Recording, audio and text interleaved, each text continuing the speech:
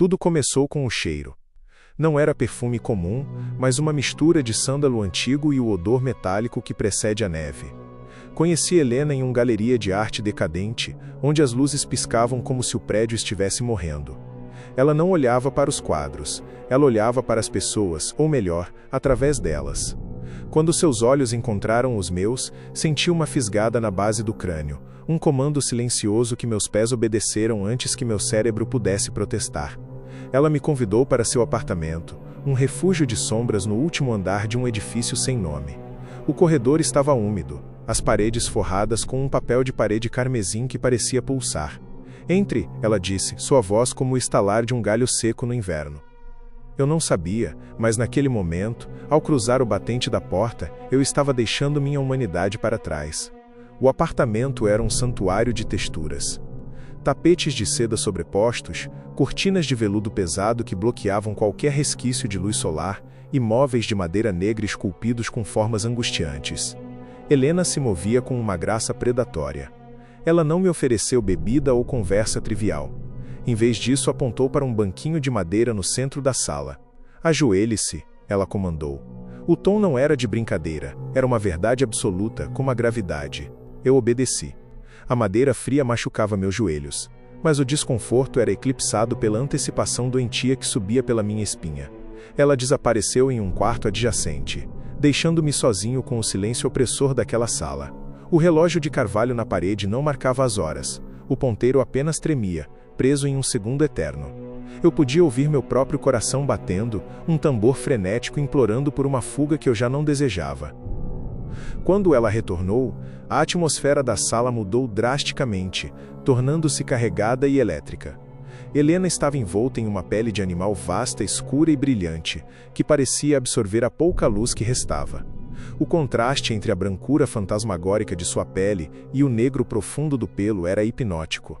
Ela calçava botas de couro que subiam até as coxas, cada passo produzindo um rangido rítmico que ecoava como uma sentença.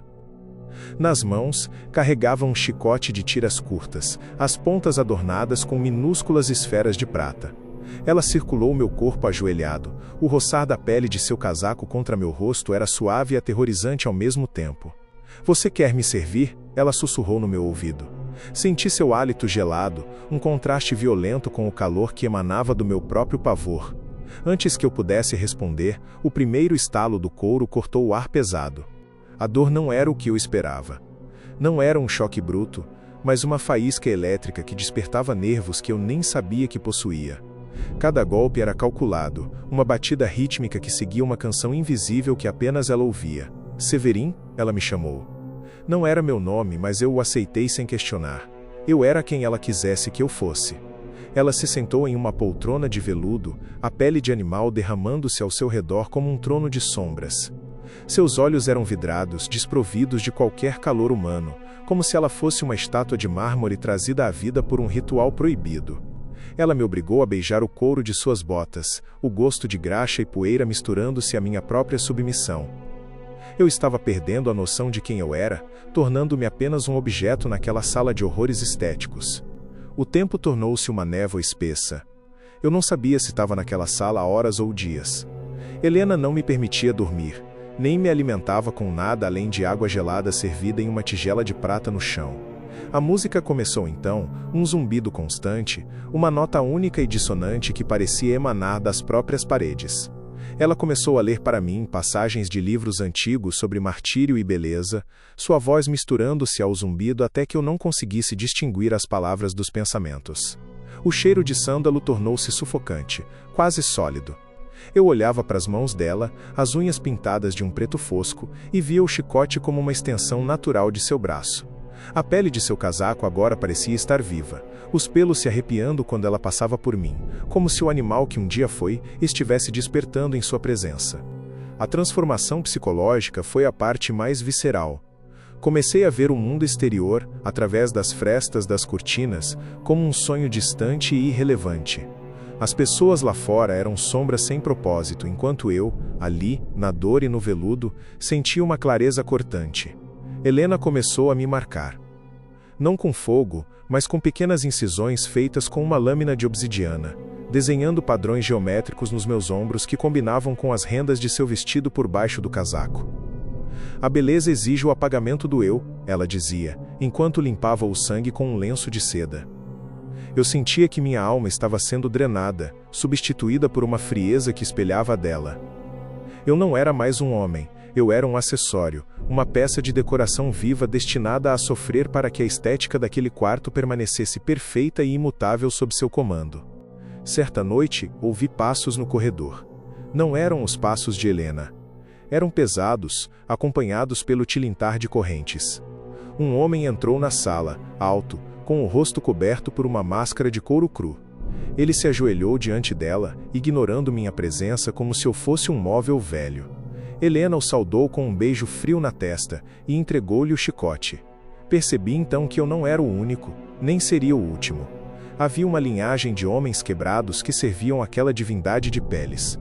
O recém-chegado começou a me açoitar sob o olhar vigilante dela, e pela primeira vez, vi um brilho de prazer genuíno em seus olhos de vidro. A dor era agora mediada por um estranho, tornando-a impessoal e ainda mais terrível. Eu era um sacrifício em um altar de vaidade, assistindo à minha própria substituição enquanto ainda respirava o ar viciado. A realidade começou a se fragmentar.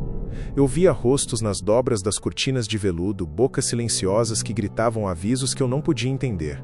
Helena parecia crescer em estatura, sua presença preenchendo o quarto até que o ar ficasse escasso. Suas mãos, sempre frias, agora pareciam congelar a pele onde tocavam, deixando marcas de geada que não derretiam. Eu me perguntei se ela era humana ou algo que rastejou para fora de um mito antigo sobre inverno e crueldade. Meus próprios membros pareciam pesados, como se estivessem se transformando em mármore ou madeira. O zumbido nas paredes tornou-se um coro de vozes agudas, cantando em uma língua esquecida sobre o prazer de ser destruído. Quase lá, ela sussurrou, acariciando meu rosto com o chicote. Quase nada, quase perfeita. O medo havia desaparecido, substituído por um vazio absoluto e faminto que exigia o fim total. O clímax veio em uma noite sem estrelas. Helena me levou até um espelho alto, emoldurado em prata escurecida. Eu não reconheci o reflexo. O homem no espelho era uma casca, coberto de cicatrizes geométricas, os olhos fundos e sem brilho, a pele pálida como a dela. Ela removeu seu casaco de peles e o colocou sobre meus ombros. O peso era insuportável, como se o mundo inteiro estivesse me esmagando. O pelo espetava minha pele, fundindo-se às feridas abertas. Agora, ela disse, você é a pele. Senti meu corpo se contraindo, os ossos estalando e se reorganizando enquanto eu era absorvido pela vestimenta. A dor foi um grito silencioso que ecoou por toda a eternidade. Eu estava sendo esticado, curtido e costurado na própria essência do objeto que eu tanto admirei. O homem chamado Severin estava morrendo para que o luxo de Helena pudesse enfim ser completo e eterno. Agora eu habito o armário de Helena. Sou a maciez que ela sente contra o corpo quando sai à noite em busca de um novo Severin. Consigo sentir cada batida de seu coração frio através do forro de seda que costumava ser minha vontade. Ouço seus passos rangendo no chão, sinto o cheiro metálico da neve e do sândalo, e espero pelo momento em que ela me jogará sobre os ombros de outro tolo. Eu o vejo ajoelhado no centro da sala, tremendo de antecipação, e quero avisá-lo. Quero gritar que o veludo é uma armadilha e que o couro é uma prisão. Mas eu não tenho voz, apenas textura. Sou apenas o calor que ela usa para se proteger do inverno que ela mesma carrega no peito. E quando o chicote estala, eu vibro em sintonia, pois agora, finalmente, somos um só na escuridão eterna.